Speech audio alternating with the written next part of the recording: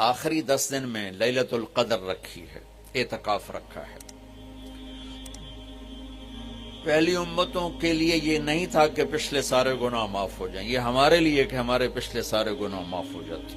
اللہ تعالیٰ کا عرش پہلے آسمان پہ آ جاتا ہے، جنت کے دروازے کھل جاتے ہیں، جہنم کے بند ہو جاتے ہیں، شیطان قید ہو جاتے ہیں، اور سمندر کی مچھلیاں اور زمین کی چونٹیاں تک روزہ رکھنے والوں کے لیے دعا کرتی ہیں، اور اللہ تعالیٰ جنت کو روزانہ کہتا ہے ان قریب میرے نیک بندے بندیاں آنے والے ہیں، تو ان کے لیے میک اپ کر لے، تو ان کے لیے تیار ہو جائے۔ یہ اللہ تعالیٰ کی رحمت کو لینے کا سیزن ہے۔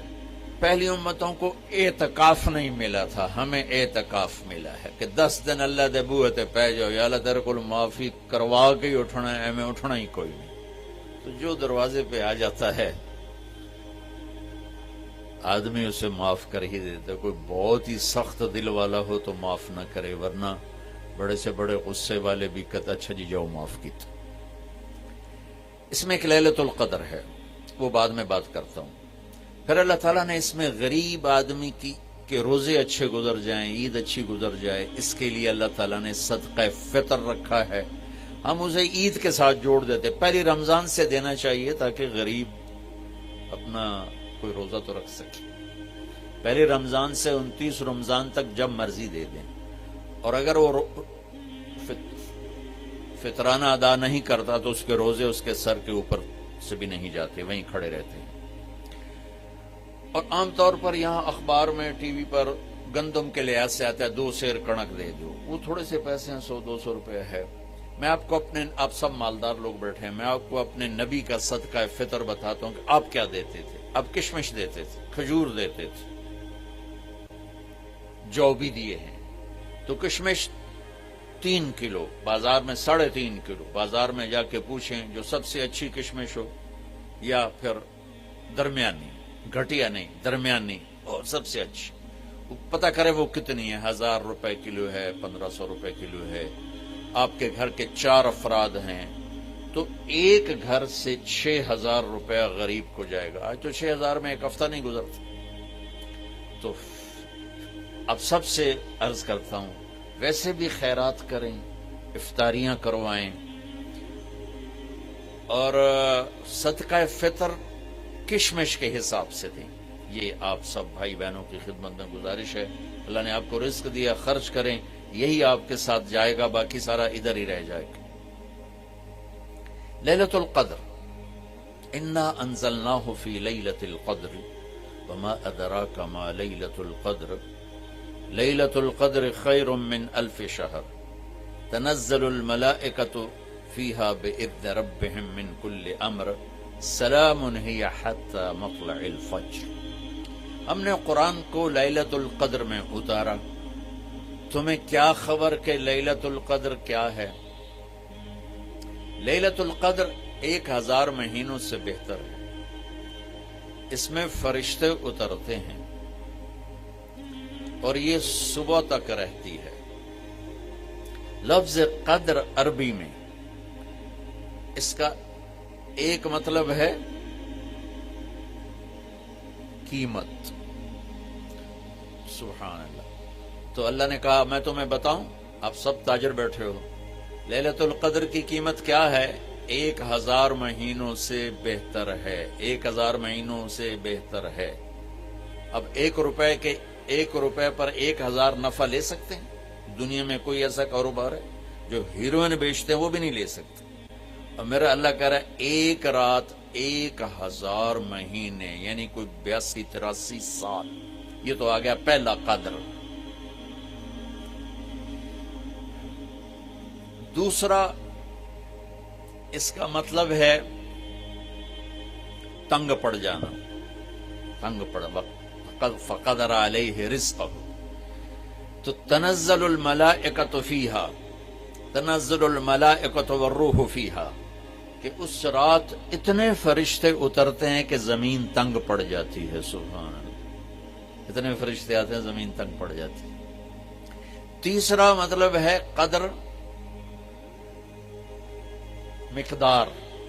مقدار کو، تو اللہ تعالیٰ نے اس کا آخری مطلب بھی بتایا، سلام ہی حتی مطلع الفجر، کہ یہ فجر کی نماز تک، فجر کی اذان تک یہ رہتی ہے۔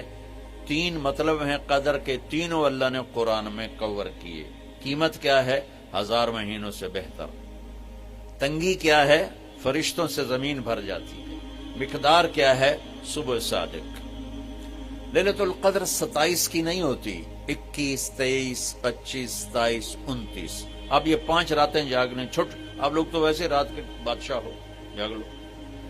تو لیلۃ القدر مسجد میں نہ گزارو، گھر میں گزارو۔ یہ مسجدوں میں اشتہار لگ جاتے ہیں، فلاں کے ساتھ شب قدر گزاریں، فلاں حضرت کے ساتھ شب قدر گزاریں، پھر ادھر کوئی صلاۃ تسبیح پڑھ رہا ہے باجماعت، عورتیں صلاۃ تسبیح کی جماعت کرا رہی ہیں، اور پتہ نہیں اور کتنی عجیب و غریب قسم کی عبادات شروع ہو جاتی۔ یہ نفلی عبادت ہے، میرے نبی گھر میں پڑھتے تھے۔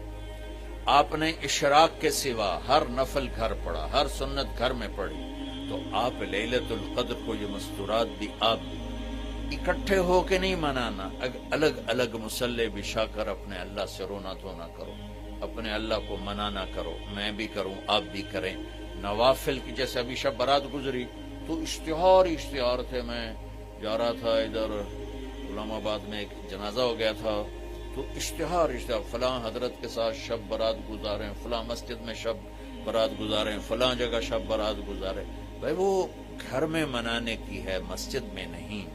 میرے نبی نے نفلوں کو تنہائی میں ادا کیا، فرض کو مجمع میں ادا کیا۔ لیلۃ القدر میں جاگنا نفل ہے، اور پھر جب کٹھے ہو جائیں گے لوگ اور عورتیں تو پھر ساتھ غیبت بھی چلے گی، اور ایک غیبت کا بول ساری رات کو اڑا کے رکھ دے گا۔ مردوں یا عورت کٹھے ہو جائیں، غیبت سے تو بچتے نہیں، نہ ہی رک سکتے ہم۔ سندھ سے ہم بائی روڈ آ رہے تھے، کراچی سے بائی روڈ جماعت تھی، تو وہ راستے میں بڑی غیبت کریں، نوجوان تھے سارے نئے نئے، میں چپ کر کے سنتا رہا۔ جب کوئی 2 دن گزر گئے نا، تو ہمارے پاس بڑی وین تھی، میں نے کہا بچوں ایک نصیحت کرتا ہوں، غیبت نہ کیا کرو، مذاق کرو، ہنسا کرو، کھیڑا کرو، غیبت نہ کرو۔ تھوڑی سی میں نے اس پہ بات کی تو بڑے متاثر ہوئے، کہا جی ٹھیک ہے انشاءاللہ آئندہ بالکل نہیں کریں۔ کوئی آدھا گھنٹہ گاڑی میں سناٹا رہا، آدھے گھنٹے کے بعد ایک بولے مولانا یہ غیبت نہ کریے تو پھر گلاں کی کریے۔ یہ میرا کلچر ہے، لہذا عورتیں عبادت کے لیے بھی اکٹھی ہوں گی تو غیبت شروع ہوگی، مرد مسجد میں اکٹھے ہوں گے وقت ضائع ہوگا، غیبت شروع ہوگی۔ میرے بھائی بہنوں، ہر نفل کو گھر میں گزار، اپنے گھر کو بابرکت بناؤ، اپنے گھروں میں نفل پڑھو، تلاوت کرو، ذکر کرو۔ صرف اشراق کے نفل میرے نبی مسجد میں پڑھتے تھے 2 رکعت، باقی ہر نفل آپ نے مسجد میں ادا کی۔ تو یہ چند چیزیں رمضان کے متعلق میں نے عرض کی ہیں۔ اب ایک بڑی اہم بات میں آپ کے سامنے عرض کرنا چاہتا ہوں، رمضان کی دولت کس سے ملے گی، رمضان کی برکات کس سے ملیں گی، اور کون محروم ہو جائے گا؟ آپ نے فرمایا 4 آدمی ایسے ہیں جن کی رمضان اور شب قدر میں بھی بخشش نہیں ہوتی، بس اس سے ہم اپنے آپ کو بچا لیں۔ کون ہے یا رسول اللہ؟ آپ نے کہا مدمن خمر، شراب کا عادی، کبھی کوئی پی لے توبہ کر لے، میں اس کی اجازت نہیں دے رہا ہوں۔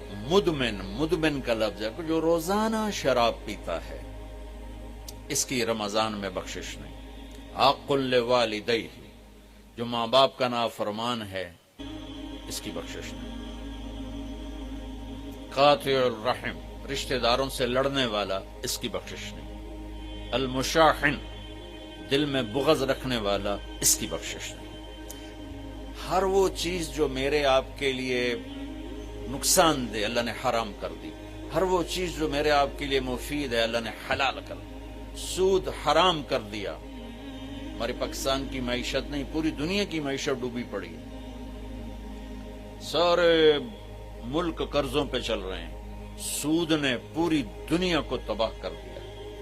تو میرے اللہ تعالیٰ نے، آپ دیکھتے نہیں، میرا اللہ کہتا ہے فَأَذَنُوا بِحَرْبٍ مِّنَ اللَّهِ وَرَسُولِهِ، اگر سود نہیں چھوڑو گے تو میرے اور میرے رسول مل کر تمہارے خلاف جنگ کریں گے۔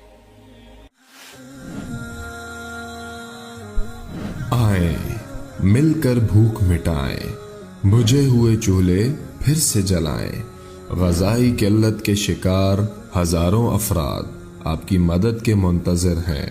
آگے بڑھیں اور ان کی امید بنیں۔ اپنے صدقات اور عطیات MTJ فاؤنڈیشن تک پہنچائیں۔